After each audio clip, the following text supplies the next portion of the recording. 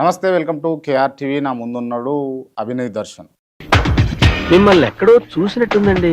సాంప్రదాయిని సుప్పిని సుఖపూసని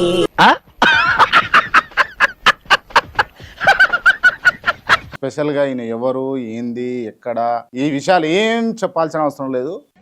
తెలుసా భలే war sir. నిప్పు నాగరాజ్ అంటే గోదావరి ఎక్స్ప్రెస్ గడగలు దాడిపోతుంది చెట్ట పేరుంది. ఆయన వెల్కమ్ చేద్దాం. నమస్తే అండి. నమస్తే అండి. నమస్కారం అండి. మంచినీళ్ళు ఏమన్నా వచ్చుకుంటారా? వద్దమ్మా. బాగున్నారా? బాగున్నాను. ఓకే. మాన్యా దెబ్బలు మాన్యా? మానే ఉంటది అలాగే ఉంటది. ముందు ముందు ఉంటది నీకు. లేదంటే స్టిచ్చెస్ తీయాలి. అది ఈ రోజు రేపు 2 పడ్డాయి. 2 పడ్డాయా? నాతో చెప్తే చెప్పావు కానీ ఎవరితో చెప్పకు, ఎవరు నమ్మరు. ఏది హాస్పిటల్ నుంచి డిశ్చార్జ్ అయిన తర్వాత మీరు వేసుకునే అవి? నాకు వేసుకోవడం రాదండి. చూడు, నా పేరు వసంత కుమార్ అండి. ఇన్స్టాగ్రామ్లో పరిచయం వేసి కార్డ్ని కొట్టేసి వెళ్ళిపోండి, మిగతా మేము చూసుకుంటాము అనేసి అభినయ్ దర్శన్ చెప్పారు. నాకు చూసేదానికేమో స్వాతి ముత్యంలో కమలాసన్ లాగా ఆయన లాగుంటావు, ఏమి తెలియనట్టుంటావు. నువ్వు పెద్ద అపరిచితుడు, అమ్మ మొగుడులాగా ఉన్నావు కదరా రే.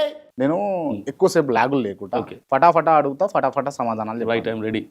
బాగా ఎక్సైట్మెంట్ ఫీల్ అవుతుంది. దెబ్బలు తాకినాయని ఓ వ్యక్తి నాకు వీడియోలు పంపించి ఇట్లా అయింది పరిస్థితి అనగానే నాకు ఆశ్చర్యం వేసింది. నేనే లైవ్ ఇనిషియేషన్ తీసుకొని చేసిన. మొదట బాధేసింది, దాని తర్వాత మీరు చేసింది రామా అని తెలిస్తే తర్వాత భయం వేసింది, చాలా రిగ్రెట్ ఫీల్ అయ్యి బాధతోటి బూతులు తిట్టినా. ఆ తర్వాత నా మీద నాకే అసహ్యం వేసింది. చూసాను. ఇప్పుడు కూడా తిట్టాలని ఉంది నాకు. తిట్టచ్చా? నిజాలు తెలుసుకున్నది తిట్టితే బాగుంటది. విను, నోరు ఉంది కదా గుల్ల వాగకు. పాయింట్ లాక్ వేసిన లాగి పడి దిగుతా. ఇవ్వాల్సిన అవసరం ఏంటి? ఎందుకు అదంతా డ్రామా ఎందుకు చేసినావు చెప్పు ఒకసారి. మీకు ఫేమస్ కావాలా, మీకు డబ్బులు కావాలంటే బాగా చెప్తాను, నగ్న ప్రదర్శన చేస్తే డబ్బులు వస్తాయి. ఆయన జై శ్రీరామ్ జై శ్రీరామ్ అని నా మీదకి వచ్చినాను. ఇవన్నీ రామాలు ఎందుకు? చాలా ఓపికతో అడుగుతున్నాను నేను మిమ్మల్ని. చాలా ఓపికగా నేను కూడా చెప్తా. చెప్పు, నువ్వు కచ్చప్ వినండి రా, మీరందరూ వినండి. మొదటిది, అభినయ్ దర్శన్ కి ఆల్రెడీ క్రైస్తవ సమాజంలో పేరుంది. వాడు ఎక్స్ దొంగ. ఎక్కడ దొంగతనం చేసినా నిమిషంలో దొరికిపోవడం వాడి స్పెషాలిటీ. ఏం పేరు ఉన్నది మీకు? నేను పరిచయిస్తుంది. ఏం పరిచయం? Well noted. నేను మీరు అరే నువ్వు పెద్ద ఎర్రి పప్పు అని చూసిన వాళ్ళకి అర్థమవుతుంది. నువ్వు సైకో. నువ్వు వేల స్వార్థంలో సభలు చేశాను, ప్రసంగాలు చేశాను. అయితే వెళ్ళి క్రైస్తవ్యం నమ్ముకున్నటువంటి వ్యక్తులు మా చుట్టాలుగా లేకపోతే దూర బంధువులుగా ఉన్నారు. వాళ్ళతో పర్సనల్ గా మాట్లాడినప్పుడు సిగ్గుపడుతున్నాం మేము అని అన్నారు వాళ్ళు. నేను ఒక మాట చెప్తా. నిజంగా ఇదే మాట. ఎవరైతే నన్ను గాయపడినప్పుడు హాస్పిటల్ తీసుకెళ్లి నా కాళ్ళు సరే, కరెక్ట్ మనిషి దొరికేవయ్యా. ఇప్పుడు మీకు తెలిసిన డ్రామా అని వాళ్ళకి తెలియదు అంటారా? ఇతను ఏదో గొప్పవాడు అనుకున్నారు. ఈరోజు మొత్తం అంతా బయటపడిపోయింది. ఇప్పుడు చాలా మంది తలలు పట్టుకుంటున్నారు. పోస్టులు పెట్టిన వాళ్ళు, పరామర్శించడానికి వెళ్ళిన వాళ్ళు, డబ్బులు పంపించిన వాళ్ళు అందరూ సిగ్గుపడిపోయి మేము మోసపోయాం, మమ్మల్ని మన్నించండి అనేవాళ్ళు. అంటే అది మేము నమ్మాం ఇతన్ని అని ఆ ఏరియాలో ఉన్న పాడేరు పరిసర ప్రాంత ప్రజలు. అరే మీ ఫేస్ చూస్తేనే తెలుస్తుందిరా, నీచ్ కమీన్ కుత్తేలు మీరేనని. ఒక జర్నలిస్ట్ గా ఎన్నో ఇంటర్వ్యూలు చేసిన అనుభవం ఉన్నటువంటి వ్యక్తిగా వీడియోలు చూసి అరే పాపం అభినయ్ దర్శన్, నేనే ఈ భావోద్వేగానికి గురైపోయి వీడియో చేసిన. నేను పాజిటివ్ గా మీరు మాట్లాడారు కదా, డ్రామా అని ఎవరికి పడితే వాళ్ళు చెప్పారు కదా, ఇదంతా ఫేమ్ కోసం. నేను ఒకటి చెప్పనా, ఆ జనాలకు వెళ్ళలేదంటారు వీడియోస్. అభినయ్ దర్శన్ ఒక ఫేక్ ఫెలో. అభినయ్ దర్శన్ జుట్టు కూడా ఫేకు. అభినయ్ దర్శన్ జుట్టు కూడా ఫేకు.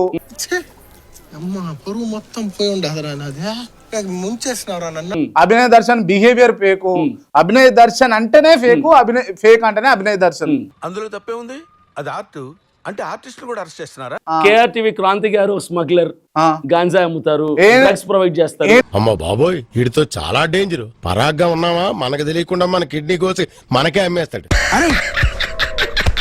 నేను నీలెక్క డ్రామాలు చేసుకుంటే గంజాయితో దొరికినా, స్మగ్లింగ్ చేస్తూ దొరికినా, లేకపోతే ఇంకొక విషయాలలో దొరికినా.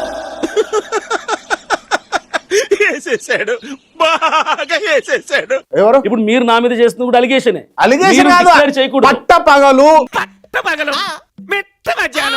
పాలు వెతుకుతున్నా దున్నపోతుకి సరే పట్ట పగలు క్రాంతి బియ్యం గారు, సీసాలతో కొట్టించుకున్నా అని దాడి చేసుకుని మీ KRTV అభినయ దర్శన్ కోపం రాని కోపం నాకు రాని కూడా కోపం వస్తుంది, ఏంటి బాబు అన్న ఇంకోసారి అన్న కోపం నాకు రాని కూడా కోపం వస్తుంది. అరుస్తున్నాడు భయ్యుడు ఏం కోపం వస్తుంది KRTV నీకు? ద్వారా మీ మీడియా ద్వారా నేను ఒక ప్రశ్న అడుగుతున్నా, మీరు ఆన్సర్ అరే చెప్పండి. కొంచెమన్నా బుద్ధి నేను కూడా జ్ఞానం చెప్తాను. నాకు ఇంగితం ఆన్సర్- విలువలు ఇవన్నీ ఉండాలండి అన్ని- అవన్నీ వీళ్ళకి అర్థం కానివి అవసరం లేనివి. బ్రదర్ సరే నేను ఒక ఛాలెంజ్ బ్రదర్ చెప్తున్నా నేను ఒక ఛాలెంజ్ చేస్తా, కోడి రక్తం అని మీరు నిరూపిస్తే నగ్నంగా బట్టలు వేసి తిరుగుతా. అంత గిఫ్ట్ మనకు వద్దులే కానమ్మా. తిరుగు ఇప్పటికే తిరగరా అది కోడి రక్తమే ప్రూవ్ మరి చేసి హాస్పిటల్ డాక్టర్ తెలియదా కోడి రక్తం అని? ఇదేంట్రా అయితే అరే నీ అబ్బా అమ్మా అమ్మా అసలు నీ నోట్లకైతే మాటలేదు ఆడ కాళ్ళు రాస్తారు చీర రాస్తారు ఎంజాయ్ చేస్తావు మంచిగా ఇట్లా పెట్టి తలకాయ యాక్టింగ్ ఎలా అంటారు? నా ఒంటి మీద గాయాలైతే రక్తం నేను వస్తే మస్తు యాక్షన్ చేస్తున్నావురా. ఏడ నేర్చుకున్నావు? విషయం అడగనా మీరు గతంలో ఏం చేసేది యాక్టర్ గా చేశాను. నేను అదే అంటున్నా మరి నాకు అర్థం కాలేదు సార్. అందుకే చెప్తున్నా, నేను ఇంతకు ముందు కూడా ఒక దగ్గర మాట్లాడుతున్నా. యాక్టింగ్ ఏదో పర్ఫెక్ట్ గా Actor- సినిమాలలో చేస్తే ఒక అదే. మంచి హీరోగా చూస్తుంటే Actor కదా గా నేను ఉన్నంత నమస్కారం.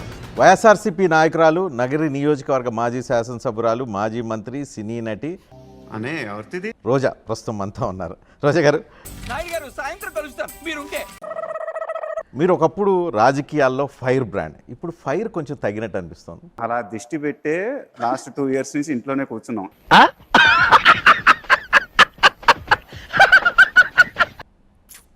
మీకు ఎందుకో అన్ని నెగటివ్ గా అనిపిస్తాయి. ఎప్పుడు చూసినా రోజా చుట్టూ ఉంటుంది రాజకీయం. సో ఎలా మీరు ఫైర్ తగ్గిందని అంటారు? భలే బో ఏం మహారాణి జటాపటారాని. మీ చుట్టూ రాజకీయం జరుగుతుంది అంటే అది నెగిటివ్, సోషల్ మీడియాలో జరుగుతుందంతా నెగిటివ్ కాంపియన్.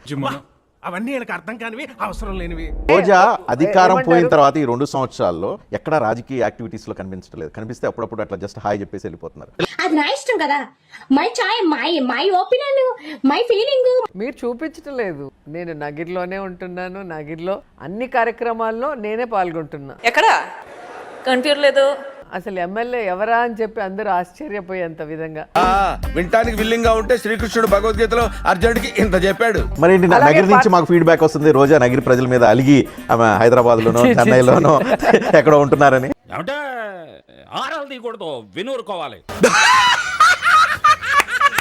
మాట్లాడితేమో ఈ రోజాకి పని పాట లేదు, ఎప్పుడూ మాట్లాడుతూనే ఉంది అని మీరే అంటారు. మాట్లాడకపోతేమో సైలెంట్ ఎందుకు అయిపోయారు, ఫైర్ ఎందుకు తగ్గింది అంటారు. ఈశ్వరుడు నోరిచ్చాడు కదా అని చెప్పి ఇష్టం వచ్చినట్టు వాగేయడమే.